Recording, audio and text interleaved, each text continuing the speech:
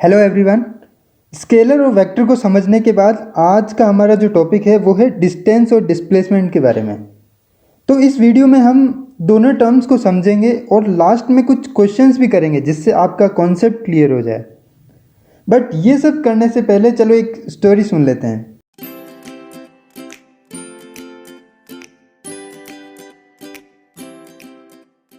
ये स्टोरी एक बच्चे की है जो अपने घर से निकला है स्कूल जाने के लिए। पर आज की खास बात यह है कि क्योंकि वो आज जल्दी तैयार हो गया था तो उसके पास आज स्कूल पहुंचने के लिए काफ़ी टाइम है, वरना रोज़ तो उसे एक बड़ी दीवार और उसके बाद में एक नदी पार करके स्कूल जाना पड़ता था। तो आज उसके पास काफ़ी टाइम है तो वो प्रॉपर रोड से स्कूल जा रहा है आराम से।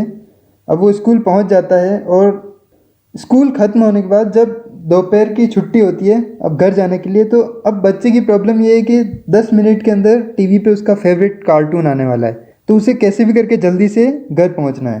तो अब वो शॉर्टकट रास्ता अपनाता है, जल्दी से नदी पार करता हुआ दीवार को पार करता हुआ घर पहुंच जाता है। तो अब इस कहानी का रिजल्ट ये है कि सुबह उसने जिस पाथ से ट्रेवल किया था वो एक्चुअल पाथ है, अब उसे बोलते हैं डिस्टेंस।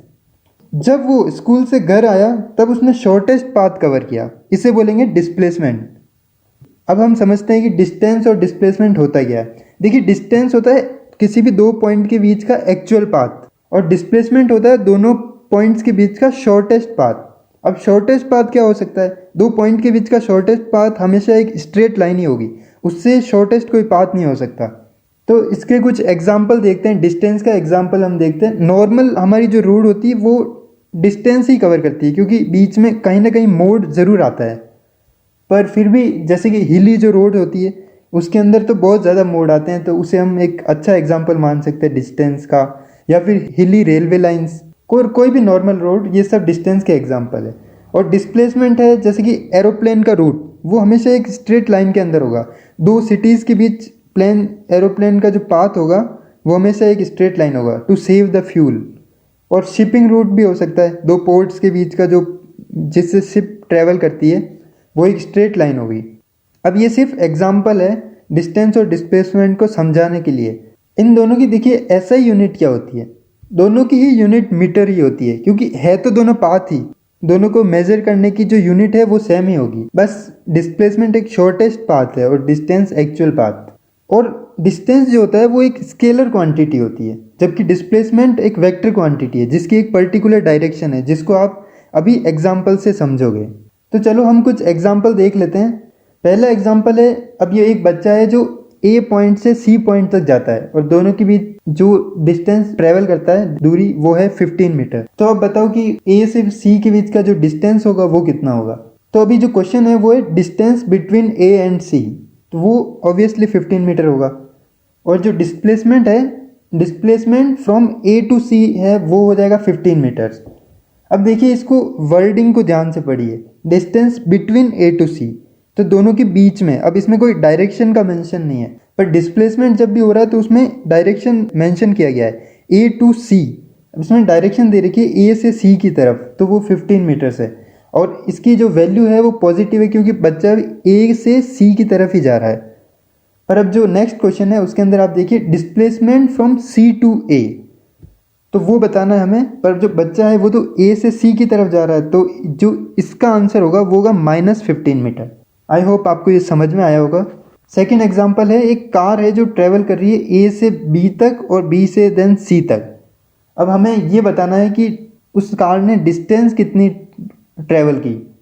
तो ये एक सिंपल सा एग्जाम्पल है कि डिस्टेंस जो उसने डिस्टेंस कवर की है वो ए से बी तक 3 मीटर एंड देन बी से सी तक 4 मीटर, तो टोटल डिस्टेंस हो जाएगी 7 मीटर। अब डिस्प्लेसमेंट कार ने कितनी ट्रेवल की है ए टू सी। अब इसके लिए आपको पाइथागोरस थ्योरम आनी चाहिए। पाइथागोरस थ्योरम लगाएंगे तो आपको पता होगा कि जब बेस 3 है और हाइट 4 है तो हाइपोटेनस की वैल्यू 5 होती है। सो ए टू सी के बीच की जो दूरी है वो हो जाएगी 5 मीटर और वही हमारी डिस्प्लेसमेंट होगी। अब जो थर्ड एग्जाम्पल है उसमें देखिए कि जो एक बच्चा है वो एक सर्कुलर पाथ के अंदर ट्रेवल कर रहा है और हमेशा उस सर्कल को कंप्लीट करने के लिए उसे 8 सेकेंड लगते हैं। तो हमें बताना है डिस्टेंस और डिस्प्लेसमेंट दोनों के दोनों बताने। 3 केस ले लेते हैं टाइम के ऊपर। फॉर एग्जाम्पल पहला केस है t इक्वल टू 8 सेकेंड के ऊपर। जब वो स्टार्ट करेगा तो 8 सेकेंड बाद उसकी डिस्टेंस कितनी कवर करेगा और डिस्प्लेसमेंट कितनी कवर करेगा। तो जो डिस्टेंस वो कवर करेगा वो है, अगर वो 8 सेकेंड के अंदर पूरा राउंड मार के सर्कल का आ जाता है तो वो 8 सेकेंड के बाद जहां से उसने स्टार्ट किया होगा वहीं पे अभी भी खड़ा होगा। तो जो डिस्टेंस उसने कवर की होगी वो होगी सर्कमफेरेंस ऑफ द सर्कल, जिसकी वैल्यू होती है 2πr, और रेडियस है यहाँ पे हमें दे रखी है 5 मीटर। तो टोटल जो डिस्टेंस हो जाएगी वो हो जाएगी 10π। अब डिस्प्लेसमेंट को देखिए, अब वो जहां से स्टार्ट किया और वहीं पे आके उसका फाइनल पॉइंट भी वहीं है, तो उसने डिस्प्लेसमेंट कितनी कवर की?